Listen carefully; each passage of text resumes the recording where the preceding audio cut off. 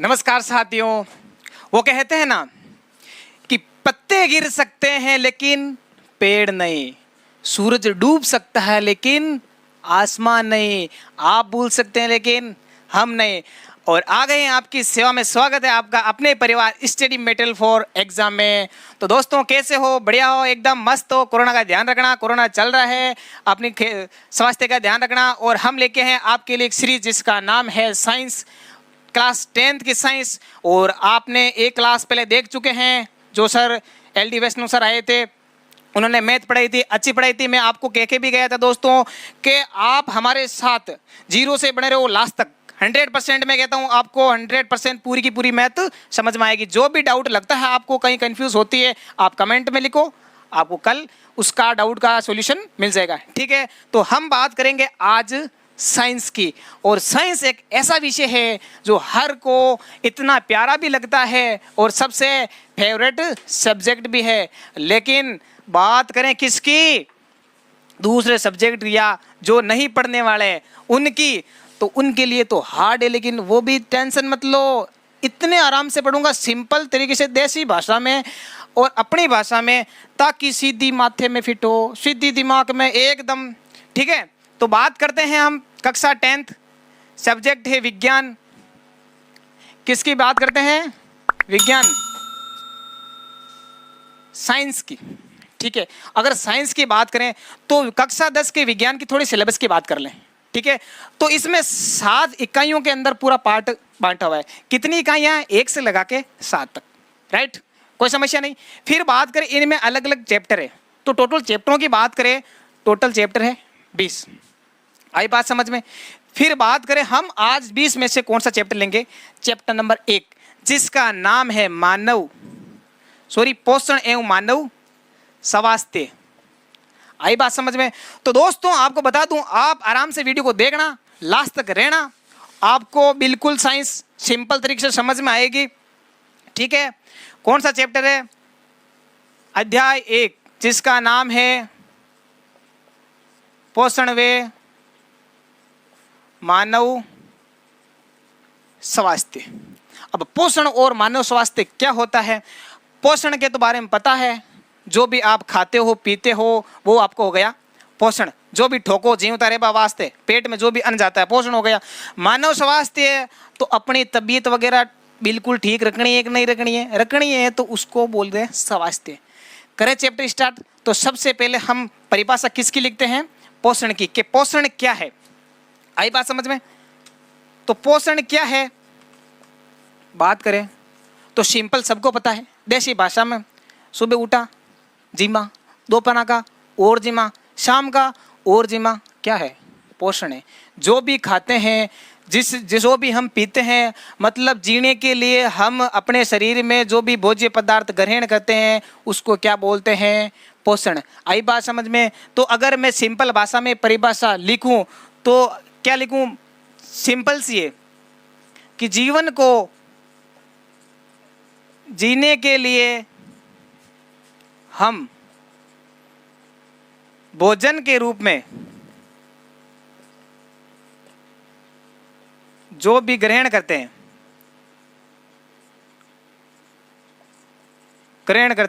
जो भी अपना भोजन, फल फ्रूट हो गया, पोषण है। सुबह सुबह रोटी ठोको, पोषण है। दूध, छाछ, घी, पनीर खाओ, वो भी क्या है? पोषण। आई बात समझ में?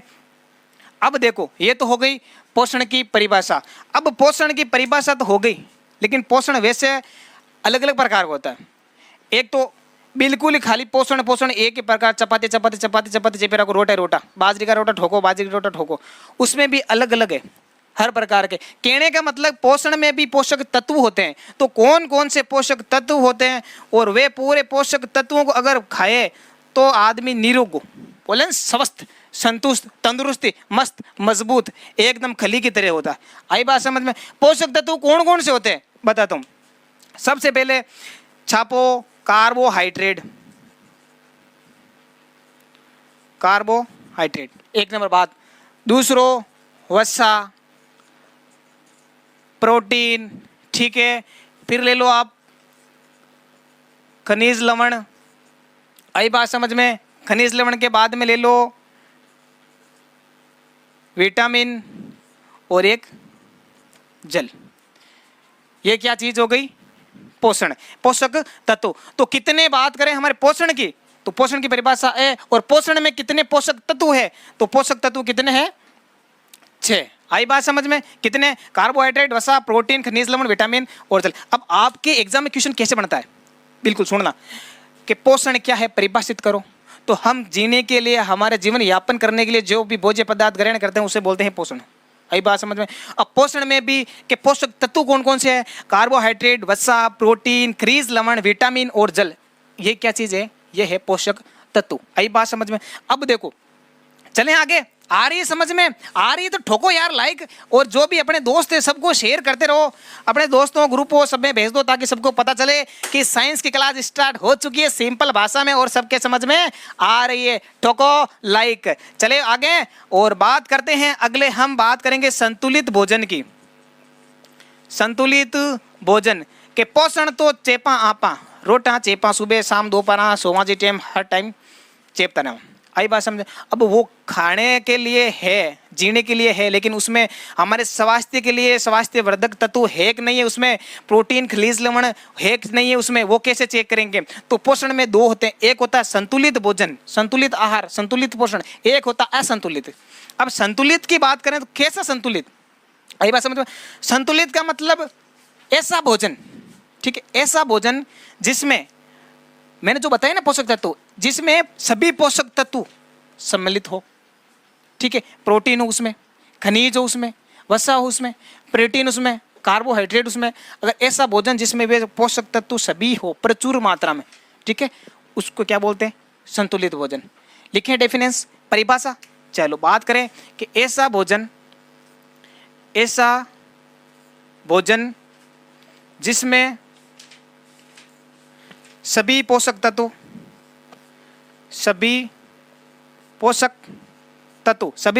कौन कौन से बताएं? मैं आपको पहले लिखवा दिया हूं। पोषक तत्व जैसे कार्बोहाइड्रेट,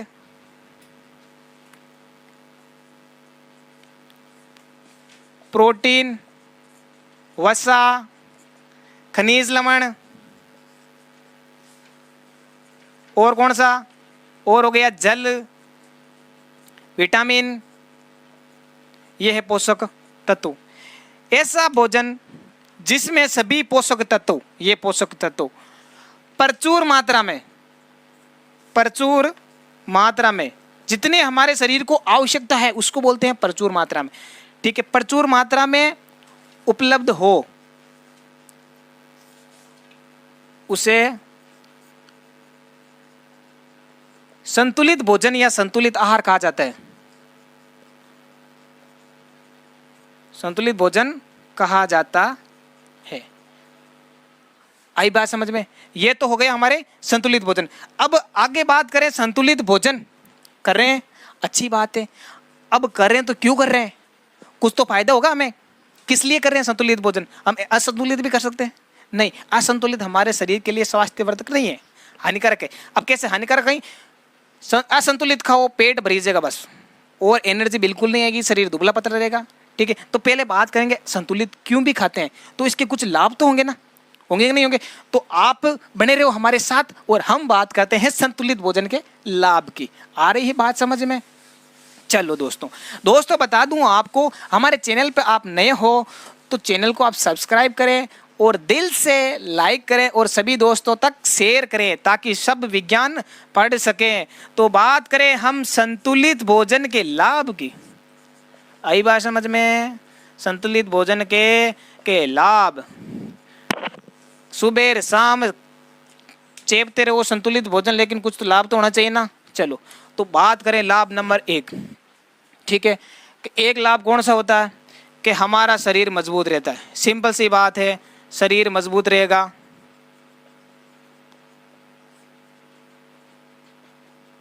ठीक है। बढ़िया रोटी खाओगे, अच्छी रोटी जिसमें सभी पोषक तत्व सम्मिलित रहो, शरीर निरोग हो, खली की तरह एकदम मजबूत, ताकत आएगी आप में। चलो दूसरी बात करें, दूसरा पोषक तत्व कौन सा होगा, लाभ कौन सा होगा?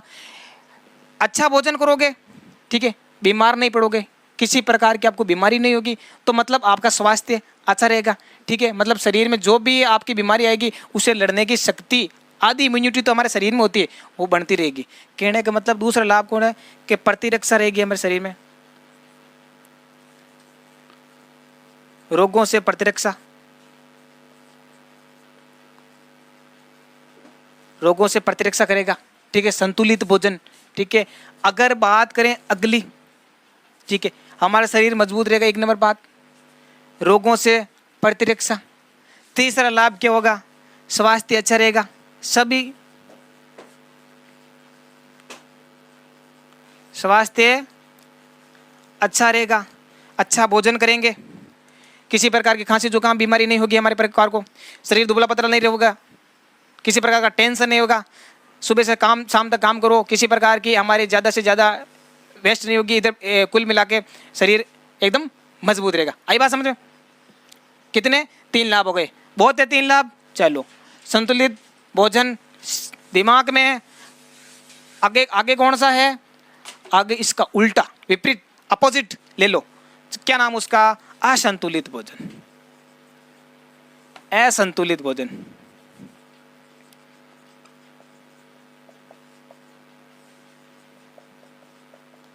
असंतुलित भोजन। आई बात समझ में? किसो असंतुलित भोजन, उसका उल्टा ले लो। संतुलित में क्या था कि जैसे हम भोजन में पोषक तत्व मिलते हैं, हो गया संतुलित। असंतुलित में क्या, वो पोषक तत्व 6 बताए मैंने, वो इसमें नहीं है बिल्कुल भी। ठीक है, अगर है भी तो न्यूनतम मात्रा में, बिल्कुल कम मात्रा में। वो कौन सा भोजन, असंतुलित भोजन।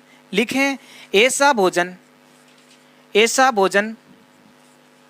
जिसमें पोषक तत्व का नाम आते दिमाग में आ जाना चाहिए, कार्बोहाइड्रेट, प्रोटीन, वसा, खनिज लवण, विटामिन, जल। आगे बात समझ में? पोषक तत्व प्रचुर मात्रा में नहीं मिले हो या नहीं उपलब्ध हो, कौन सा भोजन, असंतुलित भोजन।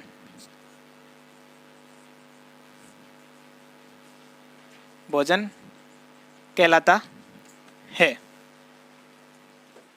अब एग्जाम में और क्वेश्चन कैसे पूछेगा कि असंतुलित भोजन किसे कहते हैं, ये रही आपके सामने सिंपल एक लाइन की परिभाषा, चेप दीजो।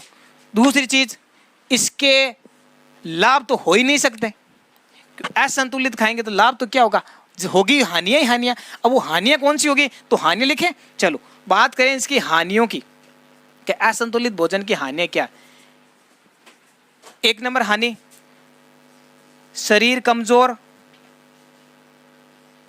कमजोर रहेगा।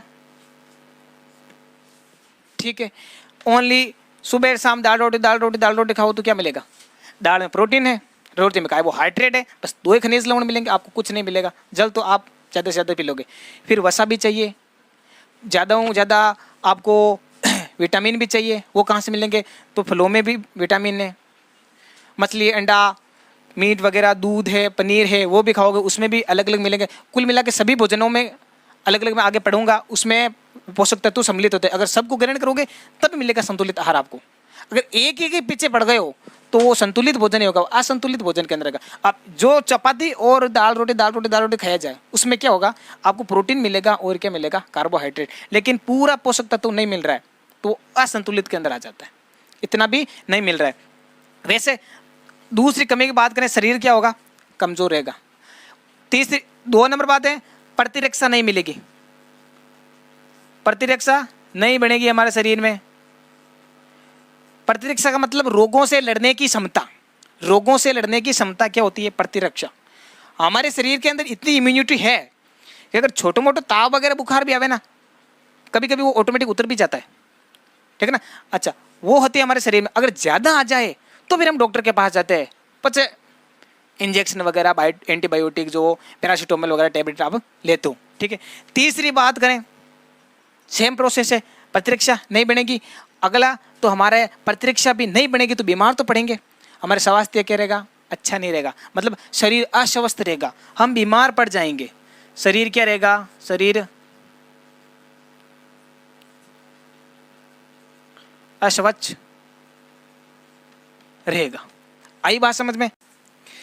आ गया ये पोषण, संतुलित भोजन, असंतुलित भोजन, पोषण पढ़ लिया। अब हम पोषण का विपरीत पढ़ लेते हैं जिसको बोलते हैं कुपोषण। क्या बोलते हैं कि कुपोषण क्या चीज है? आ रही बात समझ में कि कुपोषण क्या है? ठीक है। अब कुपोषण क्या होता है? कुपोषण का मतलब यही होता है कि हमें पोषण तो मिलता है, भोजन तो मिलता है, लेकिन वो भोजन में प्रचुर मात्रा किसकी नहीं होती है? पोषक तत्वों की। ठीक है, पोषक तत्वों की धीरे धीरे मात्रा खत्म हो जाती है, हमें लंबे टाइम तक पोषक तत्व नहीं मिल पाते, अच्छा भोजन नहीं मिल पाते, उसको क्या बोलते हैं? कुपोषण। हमारी सिंपल भाषा में अगर लैंग्वेज में लिखें तो सिंपल ही लिखना है आपको। कैसे लिखना है कि भोजन में लंबे समय तक पोषक तत्वों की, किसकी? पोषक तत्व। यहां पर ऐसे भी लिख सकते हो एक या एक से अधिक, वैसे एक मिल जाए तो अच्छी बात है, प्रोटीन खाया जाए, और लेकिन दूसरा पोषक तत्व नहीं मिलता है, उससे भी कुपोषण कह सकते हो आप। तो भोजन में लंबे समय तक लिख सकते हो एक या फिर एक से अधिक पोषक तत्वों की कमी होना। पोषक तत्वों की कमी होना क्या कहलाता है? कुपोषण। कुपोषण कहलाता है। आई बात समझ में? अब कुपोषण के प्रभाव बोले थे, कुपोषण कौन कौन सा होता है? सपोज ज्यादा से ज्यादा हम आपके सिलेबस के अकॉर्डिंग की बात करें तो आपको 3 कुपोषण याद रखने हैं। कौन से कुपोषण? एक याद रखना है विटामिन कुपोषण। विटामिन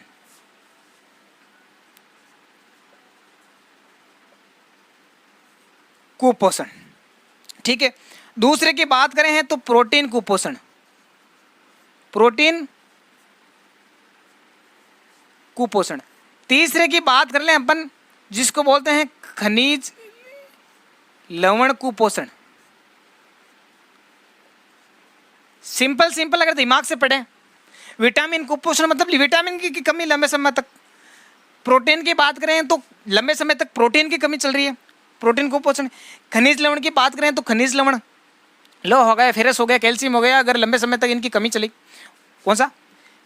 खनिज कुपोषण। लेकिन हमको इनको विस्तार से पढ़ना है एक एक का। अब पहले बात करते हैं विटामिन कुपोषण की। तो बात करें विटामिन कुपोषण क्या चीज है? कुपोषण तो आया आपके समझ में। चलो आगे बात करते हैं हम विटामिन कुपोषण की, कि विटामिन कुपोषण क्या है? विटामिन कुपोषण। ठीक है। विटामिन कुपोषण क्या है कि लंबे समय तक, ज्यादा समय तक किसकी कमी? हमारे भोजन में लंबे समय तक विटामिन की कमी क्या कहलाती है? विटामिन कुपोषण। लिखे हम इसको भाषा के अंदर, तो भोजन में लंबे समय तक किसकी कमी? विटामिन की। आई बात समझ में? विटामिन की कमी होना क्या कहलाता है? विटामिन कुपोषण। विटामिन कुपोषण कहलाता है। आई बात समझ में? चलो आगे हम बात करें, विटामिन कुपोषण की बात कर रहे हैं। आई बात समझ में? विटामिन कुपोषण भोजन में लंबे समय तक किसकी? विटामिन की कमी होना क्या कहलाता? विटामिन कुपोषण। ठीक है। अब विटामिन कौन कौन से हैं और कौन से विटामिन से किस रोग की, किस विटामिन से कमी होती है, तब कब कौन सा रोग होता है, ये चीज़ हम विस्तार से पढ़ेंगे, सिंपल भाषा में पढ़ेंगे। आप बने रहे हमारे साथ, और मैं 100% आपको ये विश्वास दिलाता हूँ, एक बार विटामिन पढ़ लिया आपने, ठीक है, यहाँ से विटामिन पढ़ लिया, जिंदगी भर नहीं भूलोगे। 12th कर लो, ग्रेजुएशन कर लो, आप नौकरी लग लो, विटामिन कभी नहीं भूलोगे। आई बात समझ में? बात करें हम विटामिन की कि कौन कौन से किस विटामिन से कौन सा रोग होता है। तो विटामिन कौन कौन से होते हैं, ए बी सी। अब आप ये बोल मत समझना A B C D E F G H ये सब विटामिन होते हैं, नहीं। आपको कैसे याद रखना, विटामिन कई कई कंफ्यूज होते हैं, आपको कंफ्यूज नहीं होता ना। Vitamin A B C D लगातार ये 4 याद रखना। फिर याद रखना विटामिन ई और के, ये इस तरह आपको विटामिन याद रखने। विटामिन ए इसको बोलते हैं विटामिन, ये विटामिन शॉर्ट में लिख देता हूँ, आप समझ जाना, ये vitamin A B C D, ये तो हो गई विटामिन का नाम। अब मेन समस्या होती है इनके रासायनिक नाम याद करने की समस्या। सिंपल सी है ट्रिक, एक आप याद रखना, भूलना नहीं कभी, रथ एक टॉफी, ये चीज़ तो याद हो जाएगी ना आपको, बिल्कुल याद हो गई ना। तो समझो आपको ये विटामिन भी याद हो गए। कैसे, विटामिन ए का नाम रे से बनेगा, बी का नाम थे से बनेगा, बना ले। चलो, रे का नाम है रोटिनोल, आई बात समझ में, हो गया रे से रोटिनोल। थे से भी इससे थायमिन बना लो। विटामिन बी का रासायनिक नाम थायमिन। फिर ए से सी का नाम बना लो, एस्कार्बिक अम्ल, एस्कार्बिक अम्ल एसिड, हो गया ए। फिर के से याद रखो कैल्सीफेरोल, कैल्सीफेरोल। फिर टॉफी, तो 2 ही बचे, ई का टो से बन जाएगा। कैल्सीफेरोल के बाद में याद रखना टोकोफेरोल, ठीक है। फिर फी से फिनोकिवनोन, ये तो हो गई विटामिन के रासायनिक नाम। अब आगे समस्या आती है कि रोग कौन कौन से होते हैं।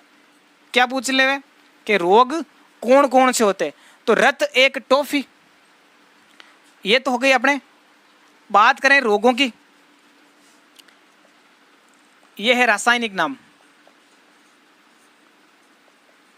रासायनिक नाम, ठीक है। अब समस्या आती है रोगों में कि विटामिन ए की कमी से कौन सा रोग होता है, बी की कमी से कौन सा रोग होता है, और ज़्यादातर हम भूल भी जाते हैं, लेकिन आज पढ़ लिया आप नहीं भूलोगे, ठीक है। बात करते हैं हम रोगों की कि विटामिन से होने वाले रोगों की ये बात करते हैं, ठीक है। तो रथ एक टॉपिक याद रखना रासायनिक नाम का ट्रिक है। और बात करें रोगों का, तो रोगों का नाम याद क्या रखना है कि एक रथ था ना, ये रथ किसका था, ये रवि सर का था।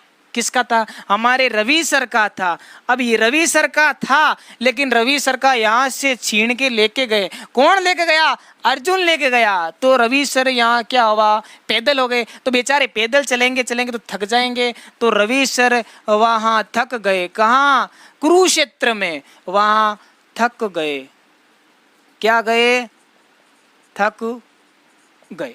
अल्लो, ये लाइन याद हो गई आपको, इसका मतलब आपको ये चीज़ भी याद हो गई। क्या चीज़, विटामिन के रोग। कैसे, रेस से याद रखना, विटामिन ए की कमी से रतौंधी रोग होता है। कौन सा रोग होता है, रतौंधी, ठीक है। वी से याद रखना, वी या बी, बी से बेरी बेरी, वी से आपको थोड़ा सा ये तो याद रखना पड़ेगा ना, कम से कम वी से बी बना लो, बी से बेरी बेरी, मतलब बी से किसकी कमी होगी, बी, विटामिन बी की कमी से बेरी बेरी, बी कंप्लीट। फिर बात करें विटामिन सी, सी की कमी से याद रखना स्कर्वी, स्कर्वी, आई बात समझ में। फिर रे से याद रखना आप विटामिन डी की कमी से रिकेट्स। एक चीज और बता दूं आपको, रिकेट्स बच्चों में होता है। बच्चों में कौन सा रोग होता है, रिकेट्स, किसकी कमी से, डी की कमी से। बात करें बुजुर्गों में, वृद्ध लोगों में, तो उसको बोलते हैं ओस्टियो, क्या बोलते हैं, ओस्टियो मेलेशिया।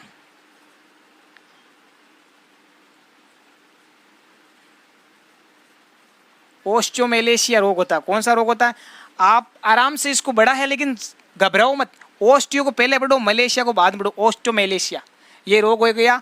बुजुर्गों में ये होता है, बच्चों में ये होता है, किसकी कमी से, डी की कमी से। आई बात समझ। वो डी की प्रचुर मात्रा किससे मिलती है, सूरजी भगवान से मिलते। तावड़िया को धनी सूरजी भगवान, ठीक है। तो उससे मिलती है हमारे, तो मतलब ये तो फ्री का विटामिन है, तो कमी तो होनी नहीं देनी है आपको, ठीक है, समझ गए आप। फिर आगे चलते हम, वहाँ से बनेगा, वहाँ से बना लो बांझ, वांझ बांझ, कुछ तो बन रहा है ना, समथिंग समथिंग बन रहा है, तो इसको वहांझ को बांझ बना लो। बांझ मतलब यहाँ बांझपन रोग होता है ई की कमी से। बांझपन का मतलब क्या होता है कि स्त्री संतान उत्पत्ति नहीं कर सकती है, किसकी कमी से? विटामिन ई की कमी से। फिर बात करें थक से मतलब थक्का, और थक्का मतलब रक्त का थक्का नहीं जमना। थक्का किस में नहीं जमता? के, थक्का के इधर आ रहा है, के इधर बन रहा है, आ रही बात समझ में? ये थक्का कौन सा? रक्त का थक्का न जमना। तो उस रक्त का थक्का न जमना, उस रोग को क्या कहते हैं? उस रोग को बोलते हैं हीमोफीलिया। कौन सा रोग बोलते हैं? हम रोग के नाम लिख रहे हैं, कौन सा रोग? ये हो गया हीमोफीलिया। आई बात समझ में आपको? इधर आप कोष्टक में लिख लेना, रक्त का थक्का ने जमना। बात करें वापस स्टार से, रतौंधी क्या चीज है? रतौंधी को बोलते हैं रातिंदो, मारवाड़ी में क्या है ना, रातिंदो। इसको कम नजर आता है रात में, किसको? जिसको रतौंधी रोग होता है। और रतौंधी रोग किसको होता है? जिसमें विटामिन ए की कमी होती है। और ए की मात्रा किस में थी, वो हम अगले वीडियो में या अगली क्लास में हम बिल्कुल विस्तार से पढ़ेंगे, बड़ा वीडियो बनेगा थोड़ा, ठीक है। तो मैं आपको बता देता हूँ, ठीक है। रतौंधी मतलब रात में कम नजर आना, कम नजर आना या कम दिखना, उसको तो बोलते हैं रतौंधी। हमारी बात में बेरी बेरी में हमारा शरीर कमजोर हो जाता है, शरीर कमजोर या मांसपेशियां कमजोर शिथिल पड़ जाती है, ढीली पड़ जाती है, किसमें? बेरी बेरी में। स्कर्वी में क्या होता है? स्कर्वी में हमारे मसूड़ों है ना, मसूड़ों में सूजन आ जाती है, खून आने लगता है, ठीक है। वो होता है मसूड़ों से संबंधित। कौन सा? स्कर्वी रोग। रिकेट्स मैंने बता दिया, हड्डियां बिल्कुल कमजोर हो जाती है, शरीर दुबला पतला हो जाता है, किसमें? रिकेट्स रोग में, बच्चों में। ओस्टियोमैलेशिया बुढ़ों में होता है, बुजुर्ग लोगों में होता है ओस्टियोमैलेशिया, किसकी कमी से? डी की कमी से। ई की कमी से बांझपन मतलब निसंतान, निसंतान, स्त्रियां संतान की उत्पत्ति नहीं कर पाती, कौन से रोग में? विटामिन ई की कमी से रोग होता है बांझपन। आगे बात करें के, जिसका नाम होता है फिनोक्यूनो, रासायनिक नाम, और इसकी कमी से रक्त का थक्का नहीं जमता। बोलो आया नहीं समझ में? आया। सिंपल तरीके से 2 ट्रिक याद रहना, रत एक टोपी रासायनिक नाम हो गए, रवि सर वहां थक गए, रोग नाम हो गए। आई बात समझ में? तो दोस्तों आज की इस क्लास को हम यहीं खत्म करते हैं। विटामिन के पोषण, अगली क्लास में हम विटामिन से कौन से भोज्य पदार्थ खाने से कौन सा विटामिन की मात्रा मिलती है वो पढ़ेंगे हम, और अगला पोषण प्रोटीन कुपोषण पढ़ेंगे, खनिज कुपोषण पढ़ेंगे। ऐसे ऐसे हमारी सीरीज चलती रहेगी। हमारी क्लास, हमारे इस चैनल पे आपको एक सीरीज मिल रही है 10th की मैथ की, साइंस की मिल रही है, थोड़े दिनों के बाद में एसएसटी की मिल जाएगी, संस्कृत की मिल जाएगी। आराम से आप हमारे साथ बने रहो और दोस्तों को ज़्यादा से ज़्यादा शेयर करो, लाइक करो, सब्सक्राइब करो। धन्यवाद दोस्तों।